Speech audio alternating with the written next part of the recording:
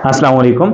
आज की इस वीडियो के अंदर हम बहुत डिटेल के साथ लिपिड्स यानी कि फैट्स की डाइजेशन और एब्जॉर्प्शन के प्रोसेस को समझेंगे। तो जब भी डाइजेशन की बात की जाती है तो डाइजेशन का प्रोसेस हमारा डाइजेस्टिव सिस्टम परफॉर्म कर रहा होता है, राइट। तो यहाँ पर मैंने डायग्राम बना रखी है डाइजेस्टिव सिस्टम की, इसी के अकॉर्डिंग हम फैट की डाइजेशन और एब्जॉर्प्शन को समझेंगे। डाइजेशन यहाँ पर बहुत बेसिक कॉन्सेप्ट में आपको बता देता हूँ। डाइजेशन क्या है? लार्जर मॉलिक्यूल्स को छोटे मॉलिक्यूल्स में तोड़ने का प्रोसेस है, ठीक है। और एब्जॉर्प्शन क्या है? वो स्मॉलर मॉलिक्यूल्स जो बनते हैं डाइजेशन के नतीजे में, उनको ब्लड में एब्जॉर्ब करने को एब्जॉर्प्शन कहा जाता है। क्लियर हो गया? सो जब भी हम फूड खाते हैं तो फूड में कार्बोहाइड्रेट्स भी आते हैं, प्रोटीन्स भी होती हैं, न्यूक्लिक एसिड्स भी होते हैं और डेफिनेटली लिपिड्स या फैट्स भी होते हैं। सो हम यहाँ पर पढ़ेंगे फैट्स और लिपिड्स की डाइजेशन के प्रोसेस को, बिकॉज ये डाइजेशन और एब्जॉर्प्शन का प्रोसेस थोड़ा सा डिफरेंट है, स्पेशली एब्जॉर्प्शन थोड़ी डिफरेंट है as compare to carbohydrates, fats and other water soluble vitamins और न्यूक्लिक एसिड से। क्लियर हो गया? ओके। जैसा कि हम एफएससी लेवल तक स्टडी करते रहते हैं कि हमारे माउथ के अंदर एक एंजाइम होता है एमाइलेज एंजाइम, वो कार्बोहाइड्रेट्स को ब्रेक करना शुरू कर देता है। बट एक्चुअल में माउथ के अंदर ही लिपिड्स की डाइजेशन का प्रोसेस भी स्टार्ट हो जाता है, बट ये बहुत मिनिमल क्वांटिटी में होता है, इसलिए इसे ज़्यादा मेंशन नहीं किया जाता, क्योंकि यहाँ पर हम बहुत डिटेल से स्टडी करने वाले हैं, इसलिए हर चीज़ को डिस्कस करेंगे। तो जब भी हम फूड खाते हैं तो उसमें लिपिड्स की कौन कौन सी फॉर्म्स हमारे मुंह में जाती हैं? वो ट्राइग्लिसराइड्स हैं, ठीक है, बहुत इंपॉर्टेंट मॉलिक्यूल है। फास्फोलिपिड्स यानी जो हम फूड खाते हैं उसमें सेल्स होते हैं, सेल्स की जितनी भी मेम्ब्रेन्स हैं आपको पता है फास्फोलिपिड से मिलकर बनी होती हैं। कोलेस्ट्रॉल होता है जो कि अगेन मेम्ब्रेन्स के अंदर प्रेजेंट होता है। फैट सॉल्युबल विटामिन्स, ये भी एक किस्म के फैट ही हम इन्हें कंसिडर करते हैं, क्योंकि ये फैट के साथ एब्जॉर्ब होकर ही बॉडी के अंदर एंट्री करते हैं। सो फैट सॉल्युबल विटामिन्स में हमारे पास विटामिन डी आ जाता है, विटामिन ई, विटामिन के एंड विटामिन ए। क्लियर हो गया? ओके। सो लेट्स से हमने कोई चीज़ खाया, ठीक है, या फिर कोई नट्स वगैरह खाए, तो वो नट्स हमारे मुंह में एंटर हो चुके हैं, ठीक है, ड्राई फ्रूट। तो सबसे पहले हमारा माउथ क्या करेगा? उन नट्स को, ड्राई फ्रूट को तोड़ेगा, और तोड़ने का प्रोसेस क्या है? डाइजेशन। बट वो डाइजेशन कौन सी होगी? मैकेनिकल डाइजेशन होगी, यानी फिजिकली किसी फोर्स के जरिए, जैसे दांतों के जरिए हम चीज को तोड़ रहे हैं, तो ये डाइजेशन मैकेनिकल डाइजेशन होती है। तो डेफिनेटली नट्स को मैकेनिकली ब्रेक डाउन किया गया, मैकेनिकल डाइजेशन हम इसे कह सकते हैं। ओके। इसके साथ साथ आपको पता है माउथ के अंदर सलाइवा भी सिक्रीट होता है, जो कि फूड को मिक्सिंग में हेल्प करता है, नरम बनाने में हेल्प करता है, डिफरेंट फंक्शन होते हैं। बट हमारी जुबान के ऊपर लिंगुअल लाइपेज सिक्रीट होता है।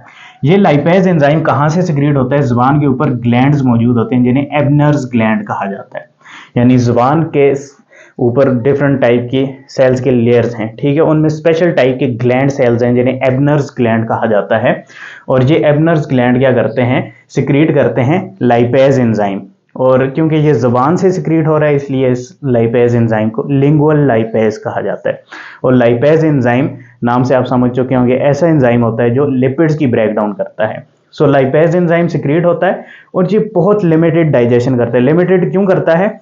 क्योंकि एक तो फैट के जो ड्रॉपलेट्स होते हैं या फैट के मॉलिक्यूल्स होते हैं वो बहुत बड़े साइज के होते हैं, तो एंजाइम को इतना सरफेस एरिया नहीं मिलता एक्ट करने के लिए, इतना टाइम भी नहीं मिलता क्योंकि हम जल्दी जल्दी निगल लेते हैं। तो ये कुछ वजूहत होती हैं जिसकी वजह से ज़्यादा डाइजेशन नहीं हो पाती। बट फिर भी ट्राइग्लिसराइड, कुछ थोड़े से मॉलिक्यूल, लेट्स से 2 to 3 या 5% मॉलिक्यूल्स ऑफ ट्राइग्लिसराइड कन्वर्ट हो जाते हैं, ब्रेक डाउन हो जाते हैं by the activity of lipase enzyme into diglycerides and free fatty acid. Diglyceride और फ्री फैटी एसिड को समझने के लिए हम जरा सा ट्राइग्लिसराइड की स्ट्रक्चर को समझ लेते हैं। ट्राइग्लिसराइड एक ऐसा मॉलिक्यूल है जिसमें एक ग्लिसरॉल का मॉलिक्यूल होता है, लेट्स से ये ग्लिसरॉल का मॉलिक्यूल है। क्लियर हो गया? इसके साथ 3 फैटी एसिड्स मौजूद होते हैं। फैटी एसिड का माउथ पार्ट आ गया, ये हाइड्रोकार्बन की चेन होती है, और इन्हीं हाइड्रोकार्बन की चेन की बेस पर फैटी एसिड्स की भी टाइप्स होती हैं, saturated and unsaturated fatty acid, right. So ये 3 फैटी एसिड आ गए, एक ग्लिसरॉल का मॉलिक्यूल आ गया। सो ये 3 फैटी एसिड प्लस ग्लिसरॉल मिलकर ट्राइग्लिसराइड बना देते हैं, ठीक है। अब ये ट्राइग्लिसराइड टूटा है, by the activity of lipase enzyme into diglyceride plus free fatty acid, यानी एक फैटी एसिड जहां से टूट के निकल चुका है। तो ये वाला तोड़ना चाहिए था, एनीवे यहां पर ये फैटी एसिड निकल चुका है, ये डाइग्लिसराइड बन गया, ये फ्री फैटी एसिड निकल चुका है। अब ये जो फ्री फैटी एसिड है इसका एक स्पेसिफिक फंक्शन होता है जो आगे जाकर आपको समझ आएगी। क्लियर हो गया? अब माउथ के अंदर ये प्रोसेसेस हो चुके हैं। अब ये फूड बोलस की फॉर्म में ईसोफेगस में जाता है, ईसोफेगस से स्टोमक में एंट्री कर जाता है। अब फैट की डाइजेशन का नेक्स्ट प्रोसेस स्टोमक के अंदर स्टार्ट होता है। स्टोमक की एक एक्टिविटी होती है जिसे चर्निंग कहा जाता है। चर्निंग में क्या होता है, यानी स्टोमक इस तरीके से मूव कर रहे होते हैं, स्टोमक के स्मूथ मसल्स मूव करते रहते हैं, जिसकी वजह से स्टोमक के अंदर फूड जो है वो मिक्स होता रहता है। So mixing of food basically churning कहा जाता है, मिक्सिंग ऑफ फूड को। ठीक है, और ये मैकेनिकल डाइजेशन में एक प्रोसेस इन्वॉल्व है, क्योंकि यहाँ पर मैकेनिकली फूड को मिक्स किया जा रहा है। क्लियर हो गया? ओके, साथ में स्टोमक में एक एंजाइम भी सिक्रीट होता है जो फैट के लिए सिक्रीट होता है, उसे गैस्ट्रिक लाइपेज कहा जाता है, क्योंकि वो स्टोमक के अंदर गैस्ट्रिक जूस के साथ रिलीज हो रहा है, इसलिए उसे गैस्ट्रिक नाम दिया गया। ये एंजाइम कहाँ सिक्रीट होता है? चीफ सेल में सिक्रीट होता है, यानी स्टोमक की लाइनिंग के अंदर चीफ सेल्स मौजूद होते हैं। आपको पता है ये ग्रूव से होते हैं स्टोमक के अंदर इस तरीके से, और यहाँ पर चीफ सेल्स प्रेजेंट होते हैं। चीफ सेल्स पेप्सिनोजेन एंजाइम को भी सिक्रीट करते हैं जो प्रोटीन की ब्रेकडाउन करता है, बट यहाँ पर हम लिपिड्स को स्टडी कर रहे हैं, इसलिए लिपिड्स की डाइजेशन के लिए gastric lipase enzyme chief cells secrete करते हैं। सो ये लाइपेज एंजाइम इस तरीके से स्टोमक में सिक्रीट होता है। ये एंजाइम क्या करता है? 10 to 30% लिपिड्स की डाइजेशन करता है, यानी यहाँ पर भी अमाउंट डाइजेशन की जो अमाउंट है वो कम है। ठीक है, स्टोमक के अंदर भी लिपिड्स की डाइजेशन कम अमाउंट में हो रही है, 10 to 30% just lipids break down हो रहे हैं एंजाइम की एक्टिविटी से। अगेन उसकी वजह यह है कि स्टोमक के अंदर एसिडिक और वाटरी एनवायरनमेंट है, तो जो फैट के मालिक्यूल्स हैं वो आपस में जुड़े रहते हैं, लार्जर होते हैं, इतना सरफेस एरिया लाइपेज एंजाइम को नहीं मिल पाता, जिसकी वजह से वो सही तरीके से सारे लिपिड्स को ब्रेक डाउन नहीं कर पाता। क्लियर हो गया? सो यहाँ पर इतनी डाइजेशन हो चुकी है, यानी अगेन से कुछ ट्राइग्लिसराइड के मालिक्यूल्स, डाइग्लिसराइड और कुछ फैटी एसिड्स रिलीज हो चुके हैं। क्लियर हो गया? ओके, ये प्रोसेस हुआ स्टोमक के अंदर। अब स्टोमक से फूड जाता है स्मॉल इंटेस्टाइन के अंदर। ये हमारे पास स्मॉल इंटेस्टाइन आ गई, और यहाँ पर कुछ और स्ट्रक्चर्स भी मैंने बना रखी हैं। स्टोमक के पीछे पेनक्रियास प्रेजेंट होता है, और ये आगे वाली साइड पर बड़ी सी स्ट्रक्चर है, ये लिवर है। तो इतनी ऊपर नहीं होती, लेकिन यहाँ पर समझने के लिए मैंने बना रखी है। ये तो मैंने लंग्स वाले एरिया में बना रखा है, बट पेट वाले एरिया में लिवर प्रेजेंट होता है। ठीक है, लिवर के अंदर आपको पता है एक और स्ट्रक्चर होती है जिसे गॉल ब्लैडर कहा जाता है। ये ग्रीन कलर में मैंने ड्रा कर रखी है ये स्ट्रक्चर। क्लियर हो गया? सो ये एक्सेसरी डाइजेस्टिव ग्लैंड्स होते हैं, यानी ये ऑल्दो डायरेक्टली पार्ट नहीं होते डाइजेस्टिव सिस्टम का, लेकिन डाइजेस्टिव सिस्टम की एक्टिविटीज पर अपना असर डालते हैं, इसलिए इन्हें एक्सेसरी डाइजेस्टिव ऑर्गन्स कहा जाता है। ओके, स्टोमक से फूड एंटर हुआ स्मॉल इंटेस्टाइन के अंदर। सो स्मॉल इंटेस्टाइन के अंदर कौन कौन से प्रोसेसेस होते हैं, जरा सा एक जनरल इंफॉर्मेशन देख लेते हैं, फिर उन प्रोसेसेस को बहुत डिटेल से स्टडी करेंगे ताकि हमें हर एक चीज अच्छे से समझ आए। स्मॉल इंटेस्टाइन के अंदर फैट की इमल्सिफिकेशन का प्रोसेस होगा, पेनक्रियाटिक लाइपेजेस सिक्रीट होंगे, पेनक्रियाज यानी कि लाइपेज एंजाइम सिक्रीट करेगा, और ये लाइपेज एंजाइम फैट को कंप्लीटली ब्रेक डाउन कर देंगे। इसके बाद मिसल्स की फॉर्मेशन होगी, छोटे छोटे ड्रॉपलेट्स होते हैं, इन्हें देखेंगे क्या होता है। फिर वो जो मिसल्स हैं वो एब्जॉर्ब हो जाएंगे इनटू द ब्लड स्ट्रीम। एक लंबा प्रोसेस होता है, कैसे एब्जॉर्ब होते हैं वो देखते हैं। सो यहाँ पर जो स्मॉल इंटेस्टाइन का पहला पोर्शन है, जैसे स्टोमक के बाद जो स्मॉल इंटेस्टाइन का पोर्शन स्टार्ट होता है उसे ड्यूओडेनम कहा जाता है। सो इसे मैंने यहाँ पर जूम इन कर लिया है। ठीक है, इस पोर्शन की इंपॉर्टेंस इस वजह से है कि यहाँ पर एक डक्ट होती है, यानी एक ट्यूब आती है जो कि गॉल ब्लैडर और पेनक्रियास से मिलकर यहाँ पर आगे स्टार्ट होती है। तो यहाँ पर मैं इसे इस तरीके से जरा क्लियर कर देता हूँ आपको ताकि समझ आए। ये ट्यूब गॉल ब्लैडर से आ रही है और साथ में पेनक्रियास की ट्यूब भी इस ट्यूब के साथ मैच हो रही है, इसलिए इसे कहा जाता है कॉमन बाइल डक्ट। कॉमन इसलिए कहा जाता है कि पेनक्रियास और गॉल ब्लैडर की यहाँ पर ये ट्यूब आकर जुड़ जाती है, कॉमन हो जाती है। सो यहाँ पर मैं लिख देता हूँ ये क्या है, कॉमन बाइल डक्ट है। क्लियर हो गया? ओके, सो ये डुओडेनम यानी स्मॉल इंटेस्टाइन का सबसे पहला पार्ट है। यहाँ पर ये जो दो स्ट्रक्चर्स हैं, यहाँ से एक ट्यूब आई है और इस ट्यूब का क्या फंक्शन है ये अभी थोड़ी देर में देखेंगे। सो एक्चुअल में होता क्या है, यहाँ से जैसे ही फूड एंटर करता है तो इसमें फैट्स भी मौजूद हैं, क्योंकि फैट की डाइजेशन का प्रोसेस हम स्टडी कर रहे हैं, ठीक है, फैट्स भी मौजूद हैं। तो फैट्स में आपने देखा है थोड़ी बहुत डाइजेशन हो चुकी है, इसमें फ्री फैटी एसिड्स प्रेजेंट है। ये फ्री फैटी एसिड्स जैसे ही स्मॉल इंटेस्टाइन में इंटर करते हैं तो ये free fatty acid small intestine की लाइनिंग में कुछ सेल्स मौजूद होते हैं, उन्हें स्टिमुलेट करते हैं और उन सेल्स को कहा जाता है इंटेरो एंडोक्राइन सेल्स। एंडोक्राइन से आपको समझ आ चुकी होगी कि ये कुछ हार्मोन सेक्रीट करेंगे जो ब्लड में शामिल होगा डायरेक्टली, ठीक है। और एंटेरो का मतलब ये है कि ये इंटेस्टाइन के सेल्स हैं। क्लियर हो गया? Okay, so free fatty acid जो कि स्टोमिक और लिंगुअल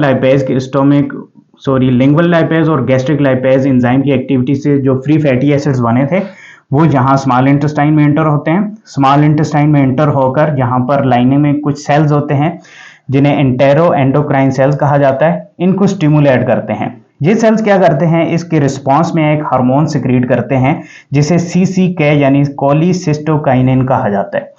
कोलिसिस्टो का मतलब होता है गॉल ब्लैडर, ठीक है। सो ये सेल्स क्या करते हैं, कोलिसिस्टोकाइनिन हार्मोन सिक्रीट करते हैं। ये हार्मोन ब्लड के थ्रू जाकर गॉल ब्लैडर को सिग्नल देता है और साथ में पेनक्रियास को सिग्नल देता है।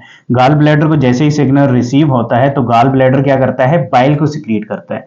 गॉल ब्लैडर क्या करता है, बाइल को सिक्रीट करता है, ठीक है। गॉल ब्लैडर से बाइल निकला और यहां पर आ चुका है बाइल। ओके, साथ में यह हार्मोन पेनक्रियास को भी सिग्नल देता है। तो पेनक्रियास क्या करता है, पेनक्रियाटिक लाइपेज एंजाइम को सिक्रीट करता है। तो ये एंजाइम भी यहां से स्मॉल इंटेस्टाइन में एंटर कर जाता है, ठीक है। अब मैंने आपको बताया था पेनक्रियाटिक लाइपेज का भी फंक्शन है और बाइल का भी फंक्शन है। बाइल का फंक्शन एमल्सिफिकेशन है, वो क्या प्रोसेस होता है उसे डिटेल में देखने वाले हैं। ओके, तो यहां पर गॉल ब्लैडर ने बाइल को सिक्रीट किया। बाइल क्या है, produced in liver and stored in gall bladder. Bile एक किस्म का केमिकल है, ठीक है, जो कि लिवर प्रोड्यूस करता है, यानी लिवर के अंदर ये केमिकल्स बनते हैं और ये केमिकल्स फिर आकर गॉल ब्लैडर के अंदर स्टोर हो जाते हैं और जब गॉल ब्लैडर को सिग्नल जाता है तो ये रिलीज हो जाते हैं into the small intestine. Clear हो गया? अच्छा, बाइल के अंदर होते हैं बाइल साल्ट, और बाइल साल्ट क्या होता है, एम्फीपैथिक मॉलिक्यूल है, यानी ये एक ऐसा मॉलिक्यूल है जिसकी एक साइड हाइड्रोफिलिक है और एक साइड हाइड्रोफोबिक है। हाइड्रोफिलिक का मतलब होता है कि वाटर लविंग है, यानी वो वाटर के साथ अटैच हो सकती है वो साइड, और हाइड्रोफोबिक का मतलब है वाटर रिपेलिंग है, यानी वो साइड वाटर के साथ अटैच नहीं होगी। तो जो चीज हाइड्रोफोबिक होती है वो फैट के साथ अट्रैक्ट होती है।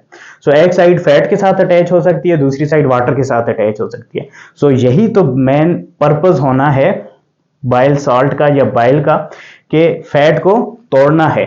अब ये कैसे टूटेगा प्रोसेस को जरा समझिएगा।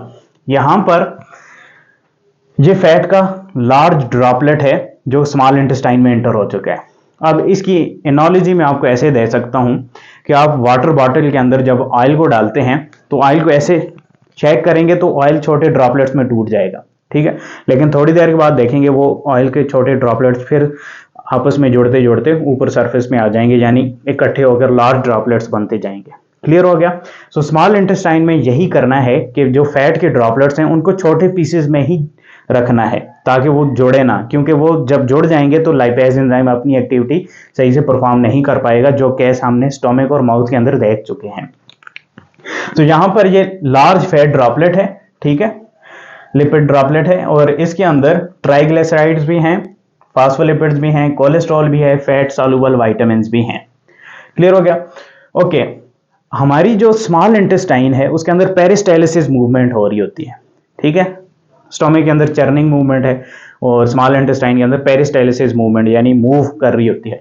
सो जब भी मैंने आपको बताया बॉटल में ऑयल को डालकर जब आप शेक करते हैं तो वो छोटे पीसेस में ड्रॉपलेट्स ऑयल के टूटते हैं वाटर के अंदर, ठीक है।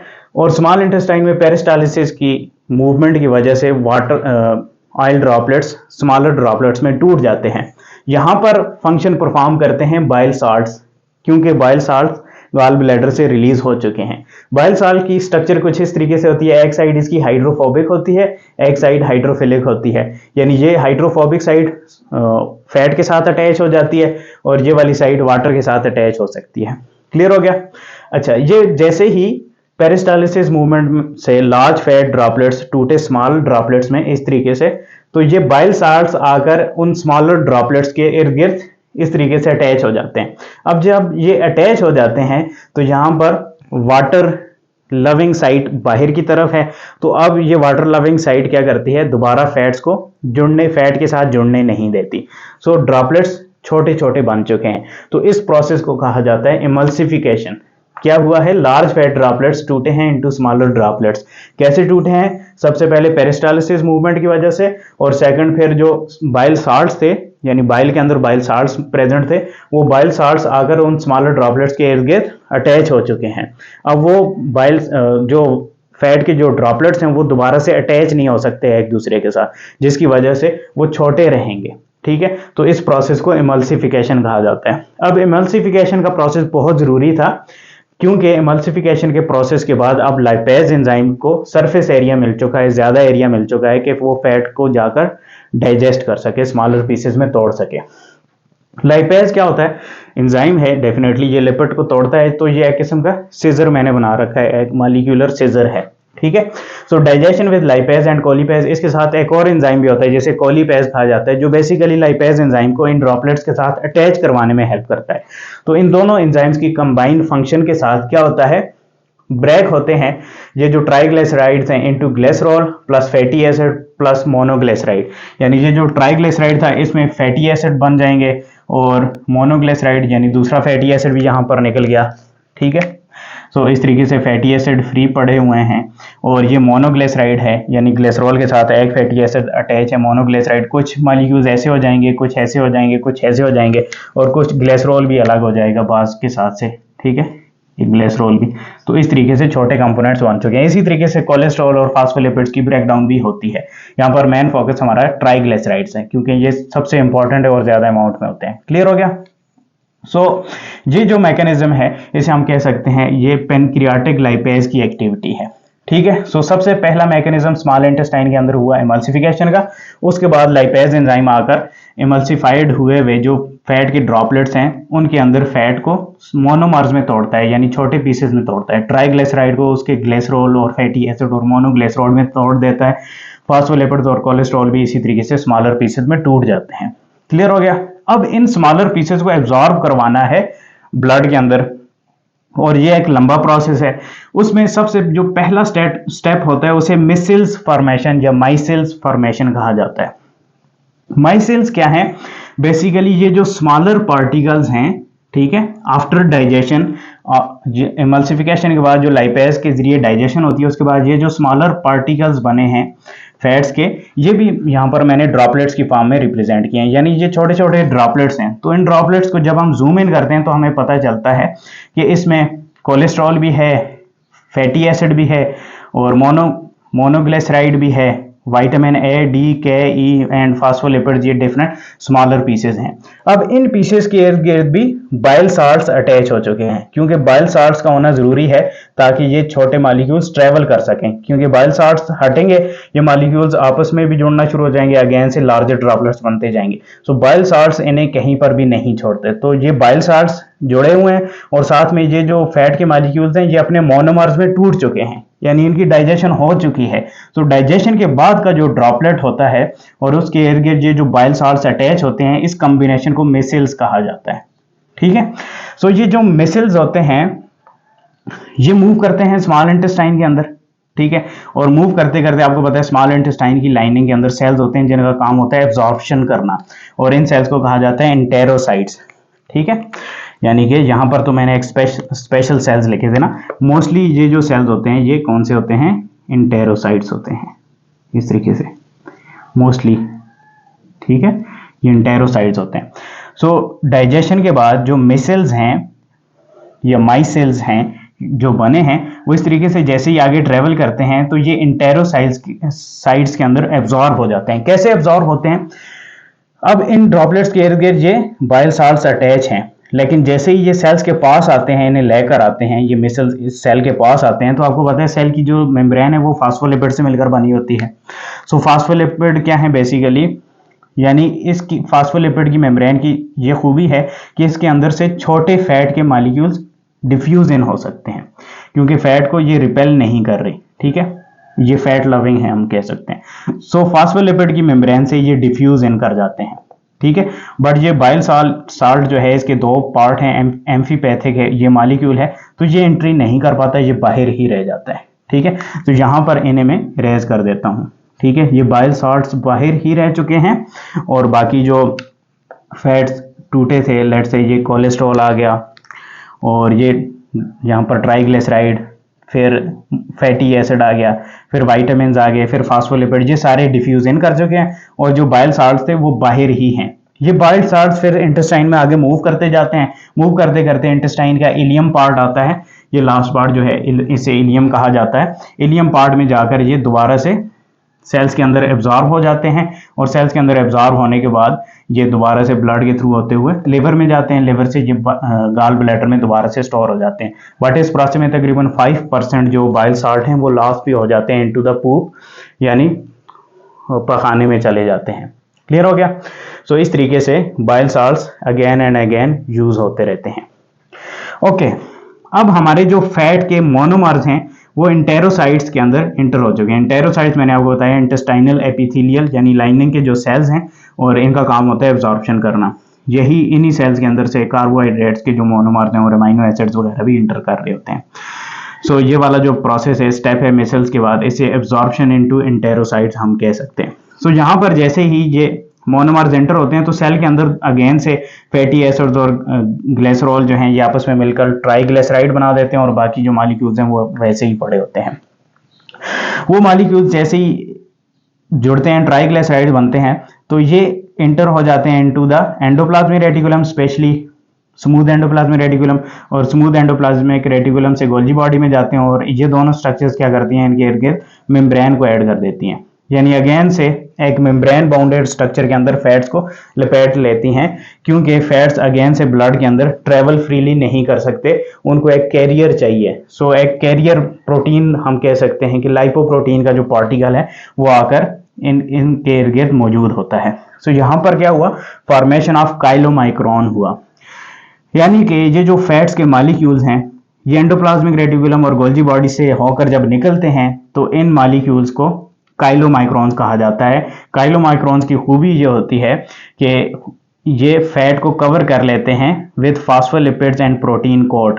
सो प्रोटीन और फास्फोलिपिड्स को हम लाइपोप्रोटीन भी कह सकते हैं। तो यहाँ पर ये हमारे पास फास्फोलिपिड की मेम्ब्रेन आ गई और इसके ऊपर कुछ प्रोटीन्स भी प्रेजेंट है, एपोप इन्हें प्रोटीन कहा जाता है। क्लियर हो गया? ओके, अब यहाँ पर इस प्रोटीन लिपोप्रोटीन कोट के अंदर हमारे पास ट्राइग्लिसराइड का मॉलिक्यूल प्रेजेंट है, ठीक है, ये 3 फैटी एसिड आ गए और फास्फोलिपिड्स, लेट्स से ये फास्फोलिपिड्स आ गए, यहाँ पर ही कोलेस्ट्रॉल आ गया, यहाँ पर ही विटामिन ए आ गया, के आ गया, डी आ गया, ई आ गया, ये सारे फैट सॉल्युबल विटामिन्स भी प्रेजेंट हैं। ये क्या करते हैं, ये यहाँ से ये मॉलिक्यूल या ये वेजिकल, मॉलिक्यूल तो नहीं कह सकते, ये वेजिकल एक्सोसाइटोसिस के जरिए इस सेल से बाहर निकलता है। एक्सोसाइटोसिस होपफुली आपको आता होगा, यानी ये वेजिकल इस मेम्ब्रेन के साथ फ्यूज हो जाता है, ठीक है, इस तरीके से फ्यूज होता है और यहाँ से बाहर निकल जाता है, ठीक है। ये अपनी कोट नहीं छोड़ता, ये आपने याद रखना है। ये इस तरीके से जैसे ही बाहर निकलता है तो आगे ये ब्लड के अंदर डायरेक्टली शामिल नहीं होता, बल्कि लिम्फ वेसल के अंदर शामिल होता है। लिम्फेटिक वेसल है, इसके अंदर शामिल होता है। उसकी वजह यह है कि ये वेसिकल काफी बड़ा है साइज में, ये डायरेक्टली ब्लड वेसल के अंदर एंट्री ही नहीं कर पाता, ठीक है, ब्लड वेसल इसे इनटेक नहीं कर सकती, इसका साइज बड़ा है। तो लिम्फेटिक वेसल के अंदर ये इंटर होता है, उस लिम्फेटिक वेसल को लैक्टील कहा जाता है, यानी जो सबसे छोटी वेसल है उसे हम कह सकते हैं लैक्टील। ये इंटेस्टाइन के अंदर मौजूद होती हैं, विलाई के अंदर, माइक्रोविलाई के अंदर प्रेजेंट होती हैं। तो ये काइलोमाइक्रोन लिम्फेटिक वेसल के अंदर इंटर हुआ, लिम्फेटिक वेसल्स के अंदर से होता हुआ ये चला जाता है आगे thoracic duct, so lead to thoracic duct, यानी ये लिम्फेटिक वेसल से काइलोमाइक्रोन ट्रेवल करता हुआ थोरेसिक डक्ट में आता है, जो हम कह सकते हैं कॉमन डक्ट होती है, जो लिम्फेटिक वेसल की जितनी भी छोटी छोटी वेसल्स हैं वो आकर थोरेसिक डक्ट को अटैच होती हैं। थोरेसिक डक्ट आगे जाकर ब्लड वेसल में ड्रेन होती है। कौन सी ब्लड वेसल के अंदर? सब क्लेवियन वैन के अंदर, ठीक है। So drain into the blood at left subclavian van, जो हमारी लेफ्ट सब क्लेवियन वैन है वहां पर जाकर थोरेसिक डक्ट ड्रेन होती है। और जैसे ही ड्रेन होती है तो ये फैट के जो काइलोमाइक्रोन या पार्टिकल्स हैं ये भी ड्रेन हो जाते हैं इनटू द ब्लड वेसल, और ब्लड वेसल में ये ट्रेवल करते हैं जहां पर इनकी नीड होती है, वो सेल्स इन पार्टिकल्स को ले लेते हैं, और जहां पर उनको नीड होती है यानी कि फैट सेल्स के अंदर इन मॉलिक्यूल्स को स्टोर होना है, या फिर लिवर के अंदर जाना है, या फिर आंखों की तरफ वाइटामिन हैं, वाइटामिन ए है तो आंखों की तरफ जाएगा। तो डिफरेंट फंक्शन होते हैं। जब हम वाइटामिन को देखेंगे तो ईच एंड एवरी फंक्शन को हम डिस्कस कर रहे होंगे। क्लियर हो गया? होपफुली आपको इस लेक्चर की अच्छे से समझ आई होगी। क्विकली रिव्यू कर लेते हैं ताकि सारी चीजें हमें पक्के से रिमेंबर हो जाएं। फैट डाइजेशन का प्रोसेस स्टार्ट होता है हमारे माउथ से। हमारे माउथ के टंग में लिंगुअल लाइपेज एंजाइम सिक्रीट होता है। कौन सिक्रीट करते हैं? एबनर्स ग्लैंड सिक्रीट करते हैं। ये लाइपेज एंजाइम बहुत कम अमाउंट में ट्राइग्लिसराइड को तोड़ता है इनटू डाइग्लिसराइड और फ्री फैटी एसिड के अंदर। इसके बाद फूड जैसे ही हम खाते हैं उसमें जो फैट्स हैं वो एंटर हो जाते हैं इनटू द स्टोमक। स्टोमक के अंदर चर्निंग एक्टिविटी होती है यानी फूड की मिक्सिंग होती है, और इसके साथ साथ स्टोमक के जो सेल्स हैं उनमें एक स्पेशल टाइप के सेल्स होते हैं जिन्हें चीफ सेल्स कहा जाता है। वो गैस्ट्रिक लाइपेज एंजाइम को सिक्रीट करते हैं। गैस्ट्रिक लाइपेज एंजाइम 10 to 30% जो लिपिड्स है उसे उसकी डाइजेशन करता है, यानी ट्राइग्लिसराइड को डाइग्लिसराइड और फ्री फैटी एसिड्स में तोड़ता है। अच्छा, थोड़ी बहुत डाइजेशन हो चुकी है, अब ये फूड एंटर हो जाता है इनटू स्मॉल इंटेस्टाइन के अंदर। अब स्मॉल इंटेस्टाइन के अंदर सारी की सारी डाइजेशन भी होगी और एब्जॉर्प्शन भी होगी। स्मॉल इंटेस्टाइन को जब हम गौर करते हैं तो फ्री फैटी एसिड जैसे ही आते हैं स्मॉल इंटेस्टाइन में स्पेशल सेल्स होते हैं जिन्हें एंटेरो एंडोक्राइन सेल्स कहा जाता है। ये सेल्स फ्री फैटी एसिड से स्टिमुलेट होते हैं और ये सेल्स क्या करते हैं? हार्मोन सिक्रीट करते हैं, सीसीके, जिसे कोलिसिस्टोकाइनिन हार्मोन कहा जाता है।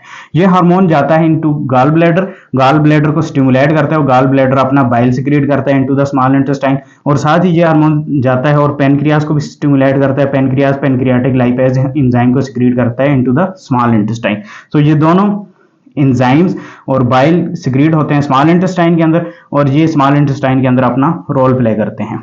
कैसे रोल प्ले करते हैं कि स्मॉल इंटेस्टाइन में जब बाइल साल्ट इंटर होता है, बाइल के अंदर बाइल साल्ट प्रेजेंट होते हैं। बाइल साल्ट की खूबी होती है कि उसका एक हाइड्रोफोबिक साइड होती है, एक हाइड्रोफिलिक साइड होती है।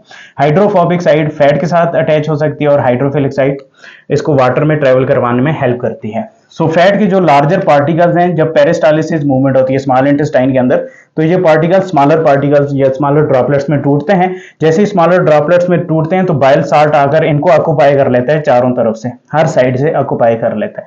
सो ऑक्यूपाई करने के बाद ये ड्रॉपलेट दोबारा से जुड़ते नहीं हैं, जिसकी वजह से जो पेनक्रियाटिक लाइपेज एंजाइम है उसको स्पेस मिल जाती है इनके ऊपर एक्शन करने के लिए। सो लाइपेज एंजाइम जाकर इनको मजीद तोड़ता है, इनके अंदर जो फैट के लार्जर पार्टिकल्स हैं उनको तोड़ता है इनटू स्मॉलर पार्टिकल, यानी ट्राइग्लिसराइड को तोड़ देगा ग्लिसरॉल के अंदर, फैटी एसिड के अंदर एंड मोनोग्लिसराइड के अंदर। ठीक है, इस तरीके से जहां पर मैंने आपको ड्रा करके भी दिखाया।